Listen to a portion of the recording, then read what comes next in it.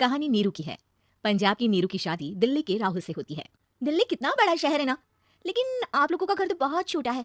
हमारे पंजाब में तो ये बड़े बड़े घर होते हैं कि मजा ही आ जाता है। कोई बात नहीं नीरू, मैं भी तुम्हारे लिए बहुत बड़ा मकान बनाऊंगा बहुत जल्दी। नीरू के पिता जहाँ पंजाब के जाने माने व्यापारी थे, वहीं उसका पति राहुल दिल्ली में एक सिंपल नौकरी करता था।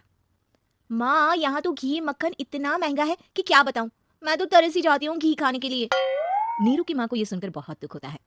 मेरी बेटी को घी नसीब नहीं हो रहा है और ये बहू यहाँ बैठकर घी में शक्कर डाल रही है। देख वनिता, मैं साफ कह रही हूँ, इस घर में जितना घी आएगा उतना ही मेरी बेटी के घर दिल्ली भी जाएगा।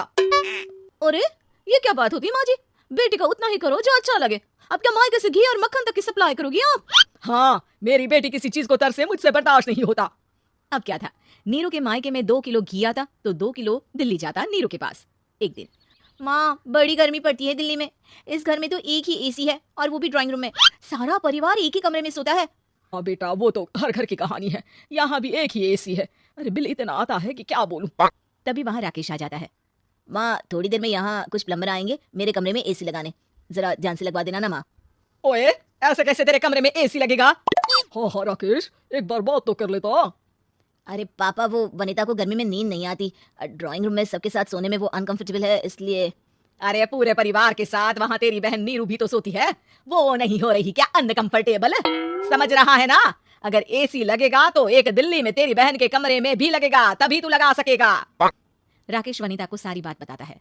वनिता करती भी क्या, मन मारकर बैठ जाती है। माँ, ये लोग ठीक नहीं है, क्या करूं मैं?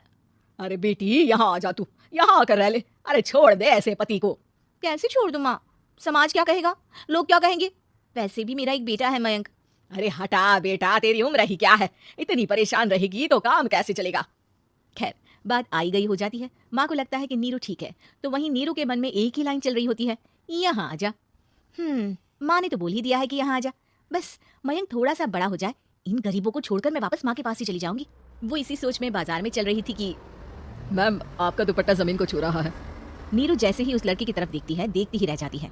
हाय रे, कितना सुंदर लड़का है ये। अब क्या हुआ? मैंने कहा आपका दुपट्टा। तो खुद ही उठाकर दे दो ना। लड़का समझ जाता है कि नीरू उस पर फिदा हो चुकी है। वो उससे उसका नंबर लेकर चला जाता है। अब क्या था, नीरू और रोहित में लगातार बातें होने लगती है। मैं हरियाणा का रहने वाला हूँ, यहाँ एक बड़ी कंपनी का मैनेजर हूँ। अच्छा, और कितने बच्चे हैं तुम्हारे? बच्चे? अरे मेरी तो शादी भी नहीं हुई है। तुम बताओ, शादी करोगी? नीरू शर्मा जाती है। अब लेकिन मैं तो पहले से ही शादीशुदा हूँ। मुझे फर्क नहीं पड़ता, बस तुम शादी कर लो, भाग चलते हैं। बहुत पैसे वाला हूँ मैं, हमेशा खुश रखूंगा तुम्हें। नीरू रोहित से मिलकर सारा प्लान बना लेती है और फिर एक दिन घर से भाग जाती है। दोनों शादी कर लेते हैं। शादी के बाद, क्या बात है नीरू, तुम्हें परेशान सा देखता हूँ, सब ठीक तो है ना? हाँ हाँ, सब ठीक है। ये कहते कहते ही वो रोने लगती है। अरे क्या हो गया, रो क्यों रही हो? मैंने तुमसे एक बात छिपाई है और वही बात अब मुझे परेशान कर रही है। रोहित, मेरा एक बेटा भी है, उसका नाम मयंक है। क्या बात कर रही हो, ये तुमने मुझे पहले क्यों नहीं बताया? देखो नीरू, मेरी माँ को मैंने ये नहीं बताया है कि तुम शादीशुदा हो, बच्चा मैं मैनेज नहीं कर पाऊंगा। नीरू को समझ में नहीं आता कि वो क्या करे। तुम उस बच्चे को अपनी माँ को क्यों नहीं दे देती? नीरू चुपके से माँ को फोन करती है। माँ, क्या मयंक को तुम रख सकती हो? बेटा, मैं राकेश के साथ बात करती हूँ, आखिर घर का बेटा वही है, जो वो बोलेगा। वैसे भी बेटा, तूने जो किया है ना, उसके बाद से पूरा घर तेरी बुराई कर रहा है। मैं भी अब किसी से तेरे लिए लड़ नहीं सकती।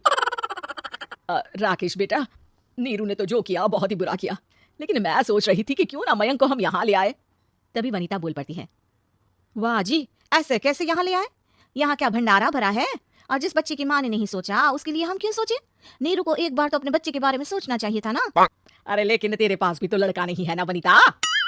माँ, वनिता ठीक बोल रही है, कल को वो बड़ा होकर इसी घर का हिस्सा मांगेगा तो हम क्या करेंगे? माँ कहती भी तो क्या, वो चुप रह जाती है।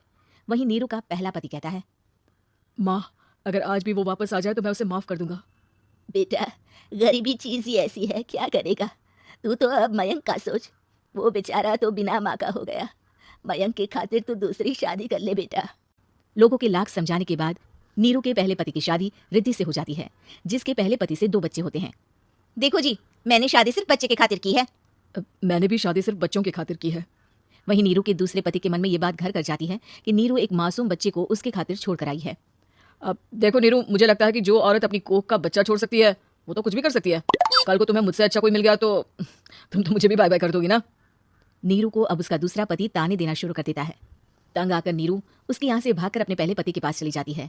लेकिन ससुराल में क्या लेने आई है नीरू, मयंक को?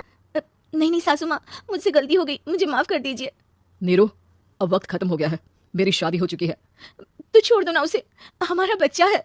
मैं आपको अपनी माँ नहीं मानता, मेरी नहीं माँ तो बात अच्छी है। नीरू मयंक की बात सुनकर समझ जाती है कि उसके पास अब ना आसमान रहा ना ही जमीन।